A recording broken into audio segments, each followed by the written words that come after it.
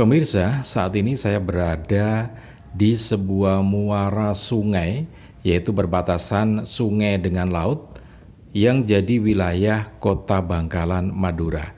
Tepatnya berada di pesisir sisi barat agak ke selatan ya. Ini masuk wilayah Mertajase. Orang Bangkalan atau orang Madura sering menyebut lokasi ini sebagai Dek Lanceng gitu ya.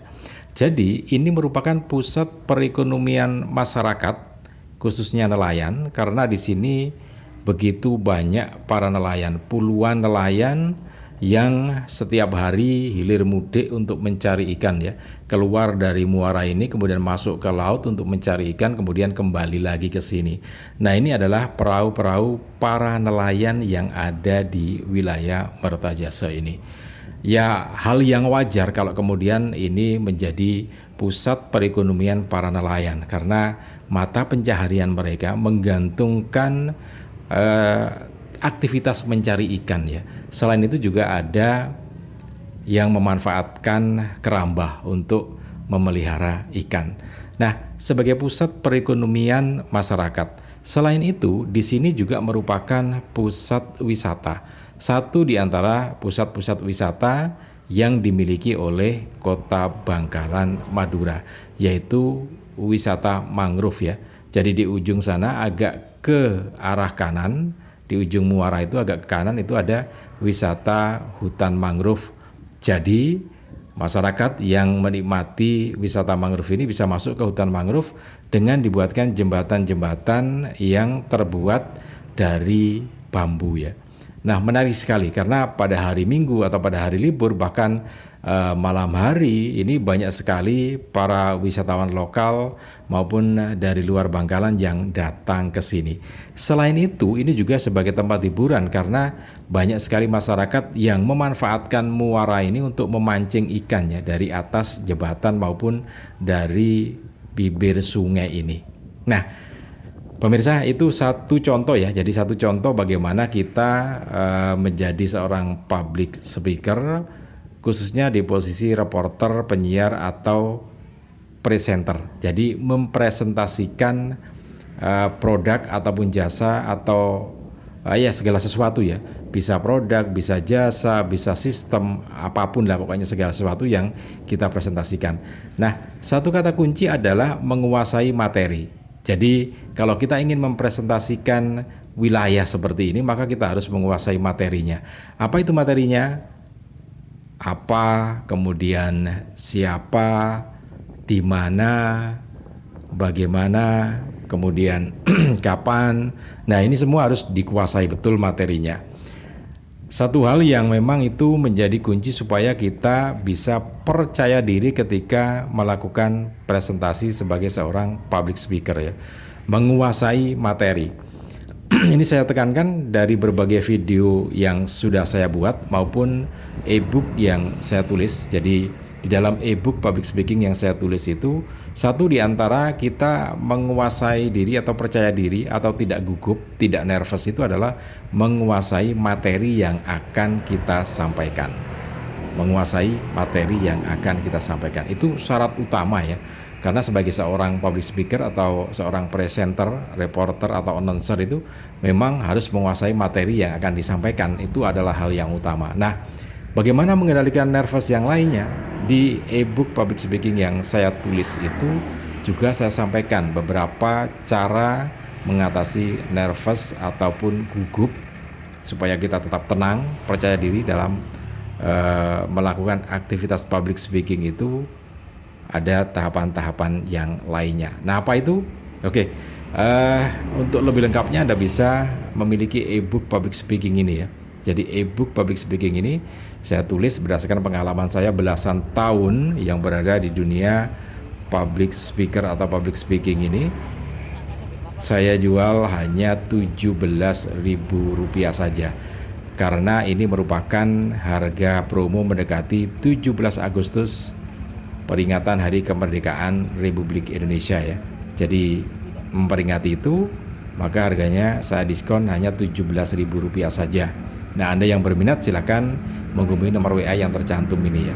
Materi-materi yang saya tuliskan dalam e-book public speaking ini diantaranya masalah psikologi, jadi mental berani untuk berbicara gitu ya. Itu yang saya tuliskan di situ, strateginya seperti apa saja supaya kita punya kemampuan atau percaya diri untuk berbicara di depan umum ya, sebagai seorang public speaker. Apakah itu sebagai penyiar, kemudian sebagai live host sekarang ini ya, profesi yang sedang tren sekarang ini live host itu, kemudian juga MC, narasumber, dan juga hal-hal lainnya yang membutuhkan kemampuan public speaking. Semuanya sudah saya tulis di situ lengkap.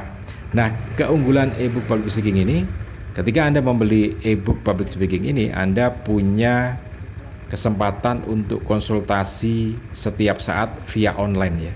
Jadi Anda bisa konsultasi melalui WA atau media sosial lainnya yang bisa saya terima. Kemudian saya buatkan jawabannya dalam bentuk video, dan saya akan berikan linknya untuk bisa mengakses video itu.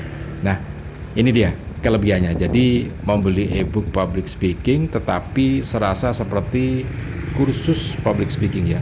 Hemat waktu, hemat biaya juga. Oke,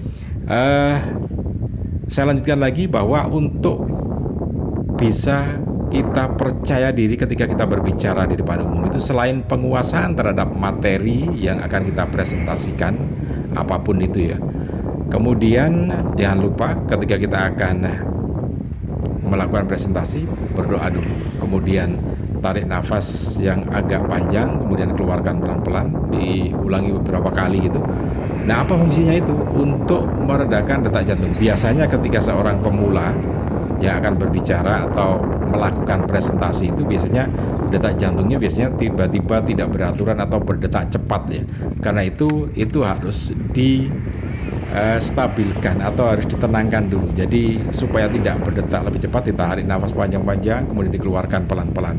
Itu untuk mengatur supaya detak jantung tidak terlalu cepat, jadi tenang gitu ya. Sehingga berbicara juga menjadi lebih tenang. Kemudian disarankan untuk minum air putih sedikit ya. Jangan banyak-banyak, sedikit saja. Biasanya begini, karena ketika seseorang itu akan atau baru mulai menjadi public speaker, biasanya tenggorokan itu kering. Ketika akan berbicara itu sering kering gitu ya.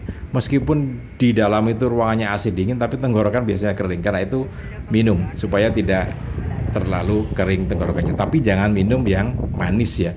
Karena kalau nanti minum manis biasanya minuman yang ada gulanya itu akan menjadi stimulasi untuk air liur diproduksi lebih banyak, dan itu akan merepotkan ketika kita berbicara. Karena itu disarankan minum air putih saja.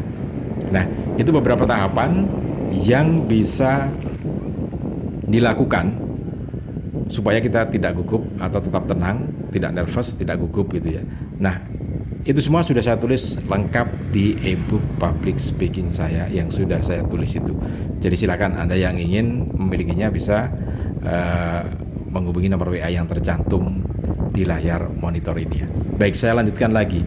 Jadi supaya kita bisa lebih mahir dalam kemampuan public speaking itu, memang harus sering berlatih. Karena itu ketika kita mau berlatih, usahakan materi yang akan kita sampaikan itu adalah yang kita kuasai ya.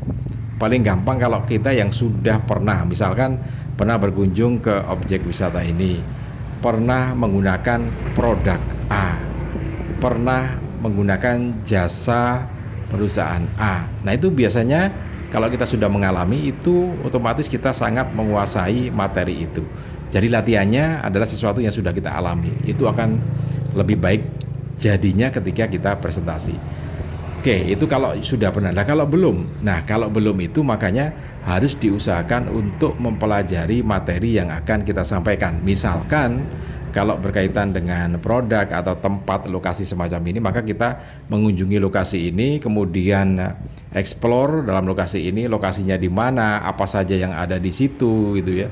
Siapa saja yang datang, apa saja, bagaimana. Nah, semuanya dieksplor, kemudian kita rangkum, kita tuliskan sehingga kita benar-benar menguasai materi itu. Nah, ada contoh yang sangat menarik, simpel ya, saya contohkan di sini bahwa ketika seorang penyiar radio yang sangat ternama di salah satu kota di Indonesia ini membacakan iklan hotel, maka penyiar ini beda dengan penyiar yang lainnya ketika menyampaikan iklan hotel itu.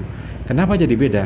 Karena penyiar yang bersangkutan ini biasanya ketika ada iklan semacam itu akan dicoba. Jadi akan datang masuk ke hotel, kemudian melihat kondisi hotel, bagaimana kondisi desainnya, kemudian pelayanannya seperti apa. Nah, mengalami sendiri, dialami sendiri. Nah, ketika penyiar ini sedang berada dalam studio, kemudian menyampaikan iklan itu, maka penyiar ini benar-benar menguasai materi yang akan disampaikan dan pasti akan berbeda dengan penyiar-penyiar yang lainnya. Makanya satu kunci yang paling utama adalah menguasai materi yang akan disampaikan. Kemudian berikutnya adalah teknik-teknik presentasi yang memang harus dikuasai ya, termasuk diantaranya vokal atau suara yang itu menyangkut tentang artikulasi, kemudian kecepatan dalam berbicara dan lainnya. Oke, mudah-mudahan ini bisa bermanfaat. Kita berjumpa dalam video yang berikutnya. Salam dan sukses.